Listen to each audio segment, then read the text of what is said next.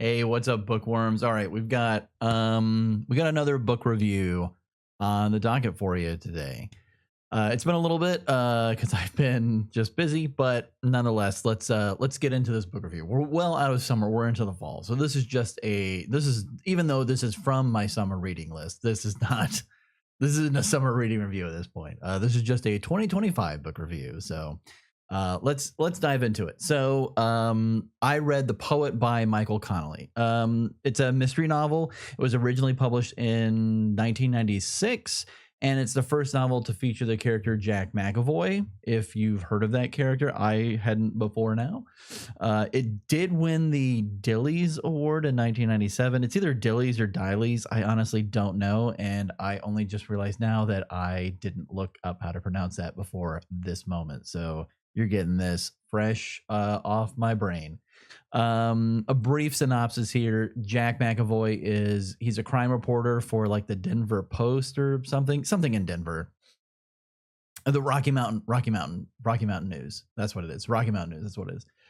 Anyway, he's a crime reporter, and the story starts with him finding out that his twin brother, who is a cop, is dead. And initially, it appears to be a suicide, but then over the course of the novel, finding suicides that are similar and other bits of evidence, Jack figures out by uncovering this web of pedophilia and planned killings that it was in fact a murder, and there are all these other cops and people who have been murdered as well.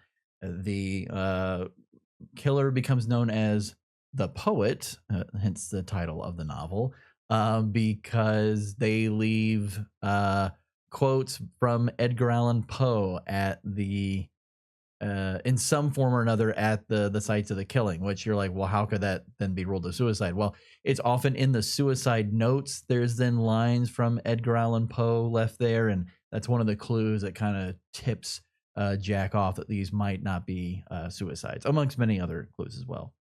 So it's a decent book. It's not the most amazing thing I've ever read, but I did like it.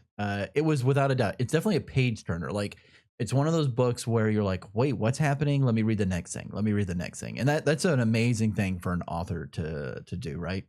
Sorry, I'm going to keep looking at my notes here because I just wrote this. Usually I spend more time like kind of memorizing it, but didn't do that here.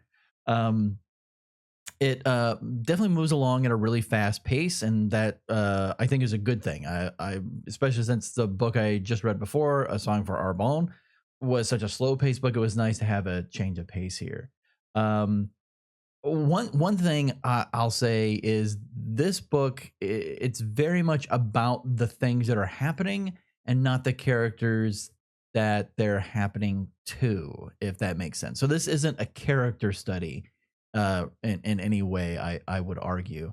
There are some hints to Jack's backstory and also to the Poet's backstory as well, but these are kind of just broad stroke elements. They're not really dived into too deeply.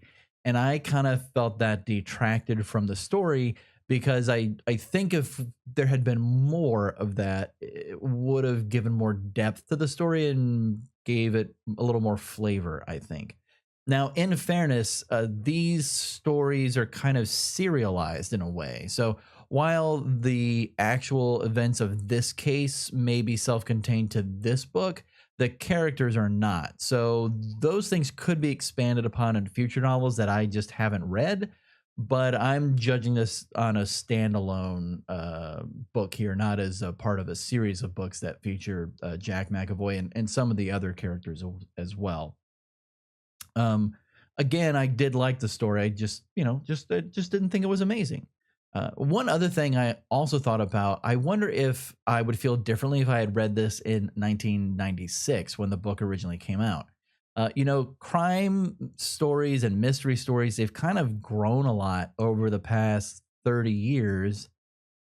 And that felt odd to say 30 years was 1996. Ago was 1996. And anyway, I think that a lot of the things in this, some of the kind of twists that happen, have almost become tropes in mystery stories at this point. Whereas at that time, they would have been tropes. They would have been pretty fresh. So I do think that that is a big part of it as well, that I'm reading this with the backlog of other mysteries, whether, movies or TV or whatever that I've consumed have already kind of influenced the way I look at mystery stories. Whereas at that time, I wouldn't have that knowledge, right? Um, one thing to note about the prose is, Connolly is he's a great writer. I've read other books by him. He's a great writer. He's not a flowery writer. So if you're going in thinking you're going to get like Tolkien, you're not. Okay, he's not.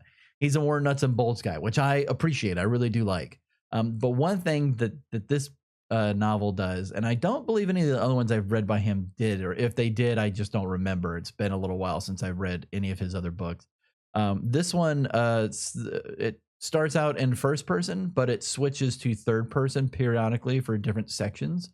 And I just personally didn't like that. I felt it kind of took me out of the story, I guess, because initially it's first person, all from Jack's point of view, but that's interspersed with third person from the point of view of the poet. And I just personally didn't like it.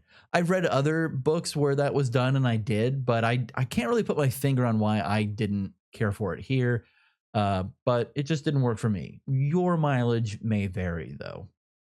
Um, Overall, like I said, I like this book, but we've come to the question, as we always do at the end of these little short reviews, of should you read this book? And yeah, I actually think you should. It's I think it's a great book to carry around in your backpack or your purse or whatever you carry around with you, and you are at a doctor's appointment or you're in line somewhere and you've got, you're going to be waiting for 10, 15 minutes. You can pull this out and you can knock out a chapter or two relatively quickly. And, then the next time you read it might be, the next day or something, and you're not going to have, fallen out of the element of reading the book. And that's a great thing to have in a book. It's a quick read that keeps the pace up. It's going to keep you engaged. It's just not going to change your life. And not every book needs to change your life. This book isn't going to, but it's still a fun read. And I think you'd enjoy it too if you like mystery stories. If you don't, I mean, obviously you wouldn't like this because it's a mystery story. But for that reason and all those reasons that I've listed above, I give The Poet by Michael Connolly 3 bookworms out of 5.